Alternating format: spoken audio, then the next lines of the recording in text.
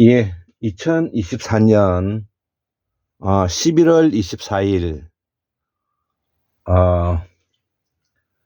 음력으로는 10월 24일이 되겠습니다. 저녁 11시 한 20분이 되었는데요. 제가 요즘 한 보름 동안에 매우 아주 공부하는 데 혼란에 빠졌습니다. 그래서 보름 동안에 유튜브도 하지 못하고 여러 책을 보면서 이 문제를 어떻게 돌파할까 매우 걱정을 하다가 드디어 오늘 이렇게 정리한 내용을 가지고 제가 오늘 이렇게 적었던 이 내용을 정리했던 내용을 바탕으로 해서 강의를 한번 해볼까 합니다. 태고사의 새발견 181번째 민주공화정 네 번째 강의가 되겠습니다. 제목은 난 공부를 하면서 아메리카 대조선에 대해 와서는 역사의 늪에 빠졌다는 것입니다. 자, 그래서 이 박용숙 선생님의 샤먼 제국, 샤먼 문명, 샤먼 사상, 샤먼 제도를 공부하면서 우리가 알고 있는 하은주가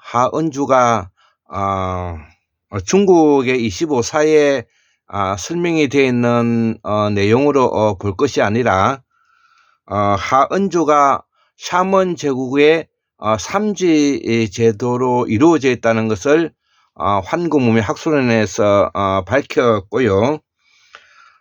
그래서 마고성에서 출발해서 지금으로부터 약 BC 7000년이니까 약 한 9000년 정도 되겠죠. 그래서 이 코카사스 산맥의 밑에 이 수로를 이용한 농경을 시작했던 흔적이 발견되고 유적이 이제 발견되고 있는 것이죠. 자, 그래서 여기서 바로 우리가 잘 알고 있는 염제 신농시가 시작이 되고 이 왕조가 이제 우리가 구대이엄 왕조라고 부르고요. 그 이후 세월이 흘러서 우리가 이 아카드 왕조가 나오는데 이 아카드 왕조가 바로 우리가 황제 헌원이라는 유명한 우리 역사서의 고대사 이야기가 있죠. 또 더불어서 우리가 이 수메르 왕조가 있는데요. 그 수메르 왕조가 바로 이 치우천왕과 그 밀접한 연관성을 가지고 있다는 것이죠. 자, 그래서 이런 문제를 우리가 이 하은주와 관계해서 환구문명 학술원에서 이미 밝혔고요. 그 이후에 우리가 흑요소 혁명과 더불어서 우리가 빙하기 이후에 바로 수로를 이용한 농경혁명 3대 혁명이 이제 있는데 바로 수로를 이용한 농경혁명 염제 신농시 때이고요. 그 다음에 이제 우리가 청동기를 바탕으로 하는 황제 헌원, 이 청동기라고 하면 구리에다가 주석을 섞은 것을 말합니다. 요 청동기가 꽃피웠던 시기가 BC 3300년에서 1600년 사이라는 것입니다. 자, 그리고 우리가 청동기를 바탕으로 하면서 철기가 시작되고 있는 시기 BC 1600년에서 1200년 사이에 우리가 이제 치우천왕으로서 우리가 삼항오제에서 삼항이 나오는 시기인 것입니다. 그래서 이것을 우리가 메소포타미아 문명에서 영향을 주었던 이집트 문명, 이집트 문명에서 영향을 주었던 바로 크레타 문명, 그리고 이 크레타 문명은 바로 샤몬 제국의 지중해에 있는 본부가 되겠는데요. BC 1425년에 미케네 문명의 침입을 받아서 이 크레타 문명은 몰락하게 되는데, 그 몰락을 하면서 이들이 대서양을 동서남북으로 퍼져나가게 됐는데, 서쪽으로 대서양을 건너서 지금 현재 북미에 도달해서 북미에 도달해 있는 이 Q형 유전자, 소위 말하는 인디언이라고 말하는 이들이 우리의 샤먼 제국의 서쪽으로 갔던 우리의 선대 조상들이라는 것이 우리가 알 수가 있고요. 그리고 동쪽으로는 중앙아시아를 거쳐서 우리가 판찰라스 지역인 파미르 공원을 넘어서 골륜산과 그 다음에 천산을 타고 타클라마칸 사막을 넘어서 도낭에서 모여서 도낭에서 다시 시안, 서한, 그 다음에 산둥반도, 그 다음에 기자조선까지 우리가 이어지는 이 루트가 바로 우리가 동쪽, 그래서 우리가 일명 동이족이라고 부르는 이유가 여기에 있는 것입니다. 자, 그래서 우리가 BC 2333년도가 바로 단군 천재 시대인데, 이 단군이라는 뜻은 농사의 왕이라는 뜻이 포함되어 있는 것이고, 단군 시대에 오면은 바로 농경이 이제 본격적으로 정착화되었다는 부분을 우리가 알 수가 있는 것입니다. 자, 그래서 이 단군 천재 시대 때는 바로 북부여, 동부여, 남부여인 형태로 우리가 삼지 제도로서 삼원 일체 사상을 가지고 있는 시대였고, 우리가 북부여, 동부여, 남부여가 다시 고구려 백제 신라로 이어지는 이런 형태로 이어지고, 또 이들이 바로 페르시아와 사카 문명, 또 아르메데스 이 왕조와도 밀접한 연관성을 가지고 있고, 우리가 소위 말하는 색족 사카 문명이 바로 이것을 이야기하는 것입니다. 자, 그래서 우리가 이들을 고구려 백제 신라 이들을 통칭 우리가 조선이라 부르고 또 한이라고 부르기도 하고 또 한이라고 불렸다는 것이죠.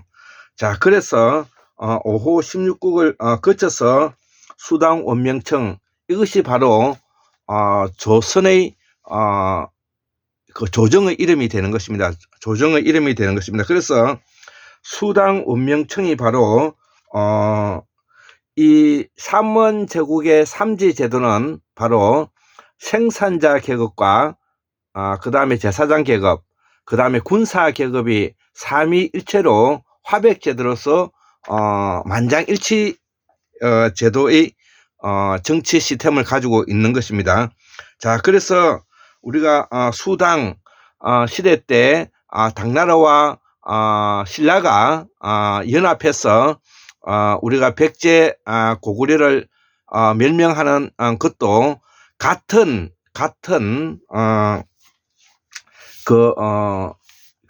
집안끼리 같은 집안끼리 서로 권력 투쟁으로서 나타나는 현상이었다, 이렇게 이해를 해야 되는 것입니다. 그래서 기존에 우리가 식민사관에서 배우고 있는 신라가 당나라를 끌어들여 가지고 백제를 멸하고 고구려를 멸했다는 것은 바로 중국의 25사를 그 편집했던 소위 말하는 그 손문을 위해서 해서 진독수와 같은 이런 사람들이 우리 동국조선을 분리 독립시키기 위한 바로 그 동북공정이다. 이렇게 우리가 이해를 해야 되는 것입니다. 자, 그렇기 때문에 중국이 지금 현재 중국을 말하는 지금 현재 중국이라고 하면 대만을 포함해서 중화인민공화국을 포함하는 것입니다. 중화민국이라고 표현했죠. 대만을 중화민국이라고 하고 지금 현재 중공을 우리가 중화인민공화국이라 이 두 개로 지금 현재 나누어져 있는데요. 이들이 바로 생산자 계급으로서 수당 원명청을 이어왔던 그 생산자 계급을 대표하는 나라들인 것이죠. 자, 그래서 항상 이 제사장 계급인 신라의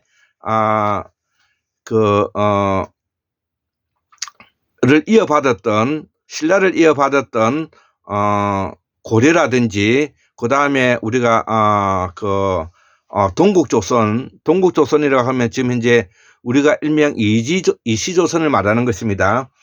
이 이시조선에 대해서 항상 열등감을 가지고 있고 지금도 우리 한국 사람들이 일본을 한 수 아래라고 보는 이유는 바로 이 조선이 바로 제사장 계급이고 그 다음에 일본은 바로 열도 조선이라고 표현하는데 사무라이 계급이 되기 때문에 우리가 항상 한 수 아래로 보는 이유가 그래서 그런 것입니다. 그렇지만 어쨌든 사무라이 정권인 이 열도 조선이 이 동국조선 또 일명 해동조선이라고 표현하는데 이 동국조선을 1910년도 식민지화하면서 바로 이듬해 1911년도에 손문희 신의 혁명을 통해서 바로 중국의 생산자 계급인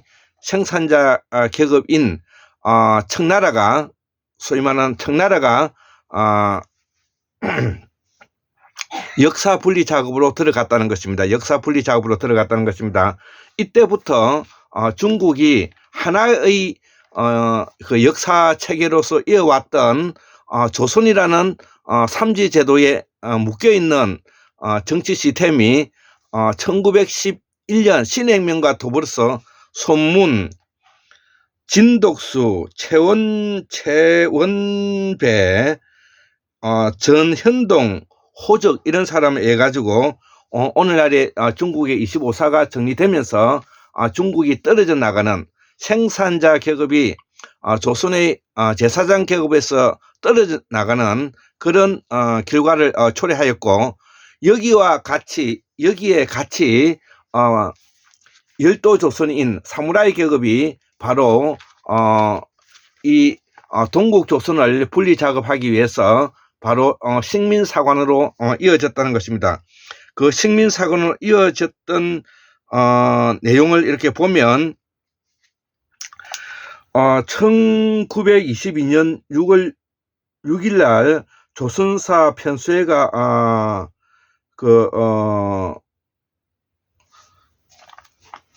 성립되어서 조선사 편수회에서 바로 조선사료 종간 20종과 조선사료 집진 3종이 이제 만들어졌다는 것이죠. 요거는 바로 김종윤 선생님께서 연구하신 내용입니다. 김종윤 선생님께서 연구하신 내용인데, 자, 그래서 1922년에서 1938년까지 식민사관이 확립되고요. 1932년에서 1938년 사이에 조선사 37책이 만들어지고 조선총독부와 조선사 편수회가 조선사를 만들었다는 것입니다. 그리고 1945년도에 국사대관이나 이병도의 국사대관, 저도 저 사무실에 국사대관에 있는 것 같은데요. 이병도의 국사대관이 있고요. 그 다음에 1959년에서 1963년도에 한국사 7책 진단학께서 만들었는데 이것이 뭐냐면 손진태, 이병도 이런 사람들이 저는 만들었다고 알고 있습니다. 자, 그래서 우리가 그 예전에 시진핑이가 습경평이죠. 정확한 말은 습경평인데 시진핑이 트럼프 대통령을 만났을 때 조선은 지금 현재 우리가 동국조선을 말합니다. 동국조선은 바로 중국 역사의 일부이다. 이렇게 뭐냐면 이야기를 했던 것을 우리가 기억하실 겁니다.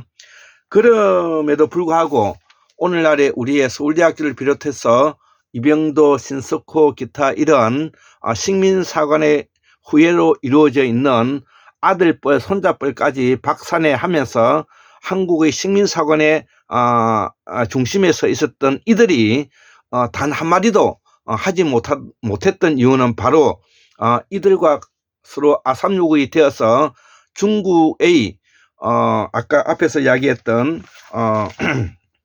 진덕수, 최원배, 전현동, 호적 같은 이런 사람들과 함께 일본이 손을 잡고 동국조선을 바로 왕따시켜서 오늘날에 우리가 식민사관에 늪에 빠져서 우리가 제정신을 못 차리고 있는 이유가 여기에 있는 것입니다.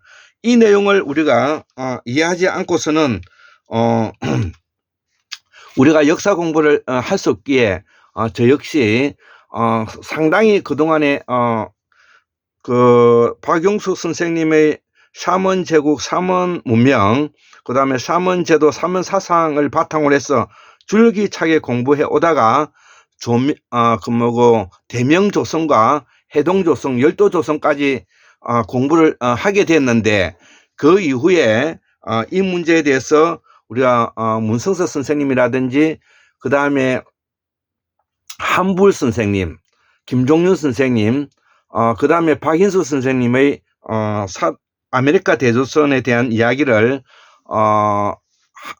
또 듣고 또 그동안 제가 박인수 선생님은 강사원 박사님의 제자이시기 때문에 제가 일찍이부터 잘 아는 사이인데요. 그럼에도 불구하고 제가 아메리카 대조선에 대한 책들은 제가 다 구입을 했지만 이걸 읽어보지 않았고요.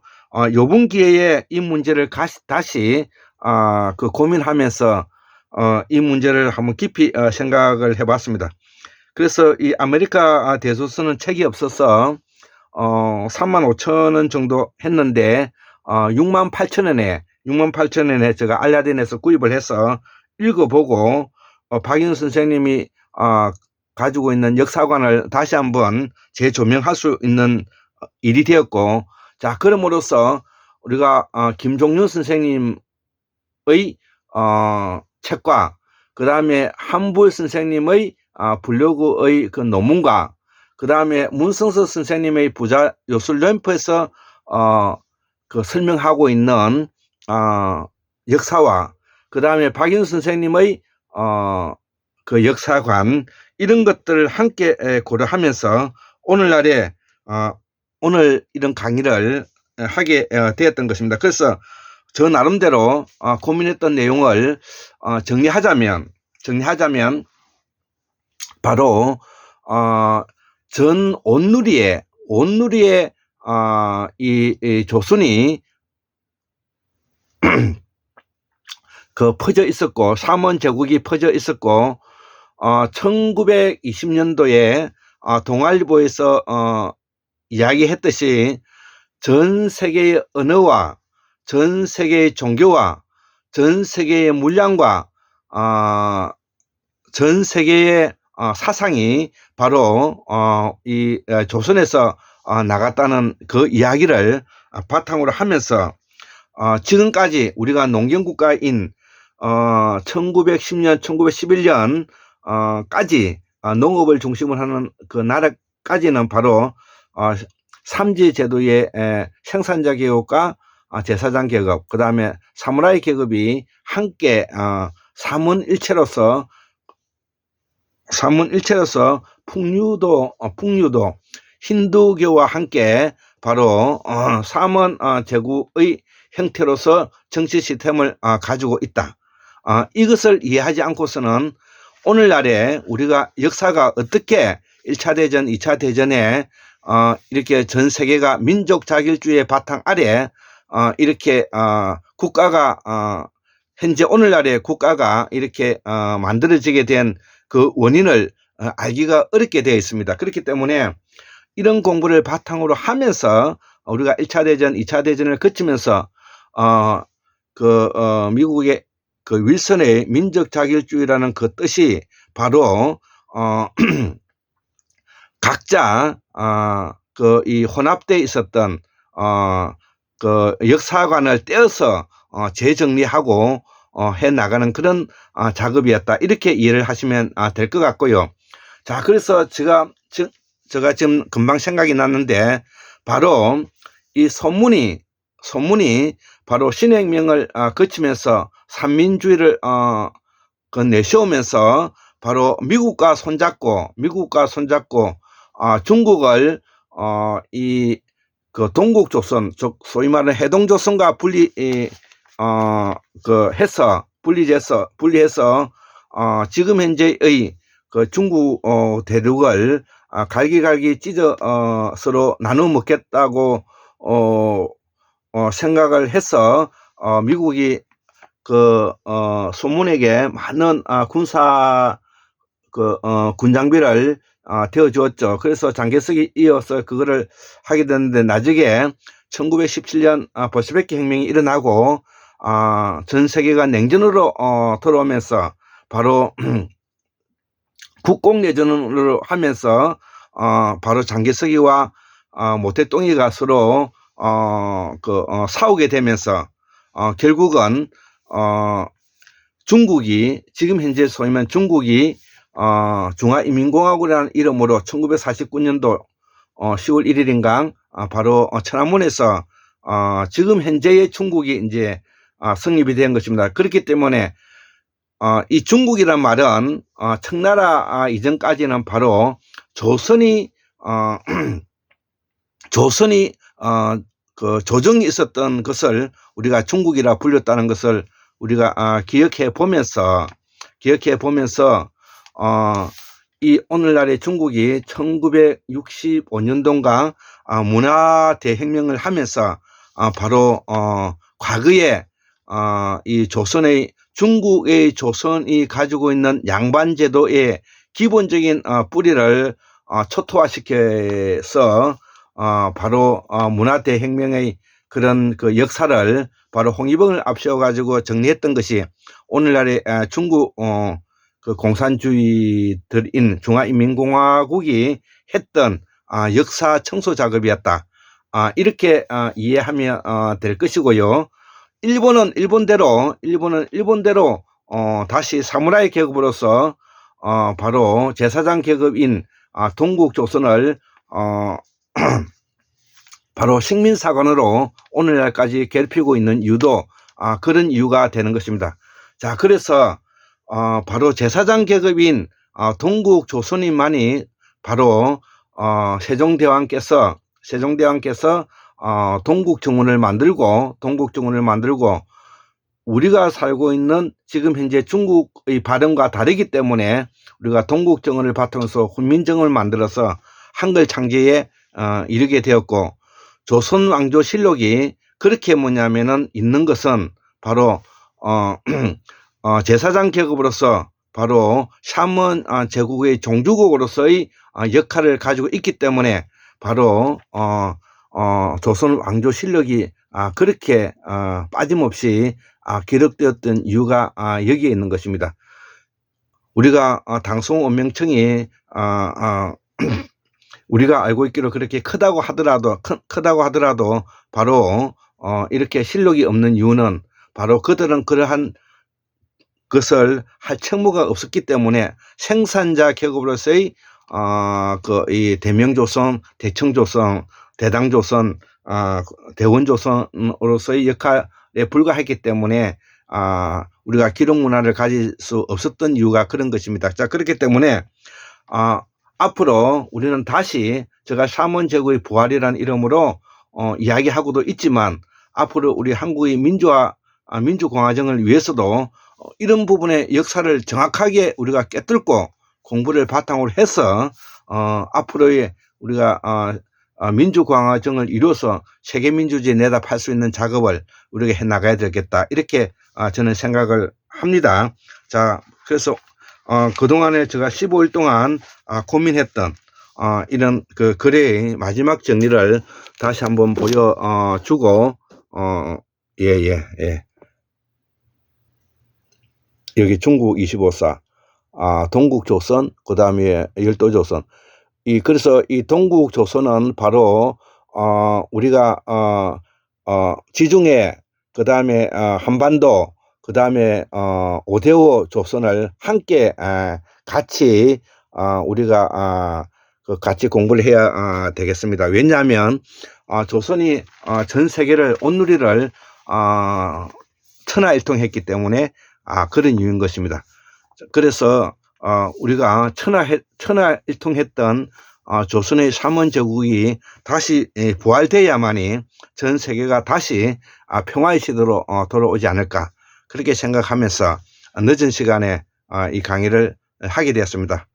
예, 강의를 마치도록 하겠습니다. 감사합니다.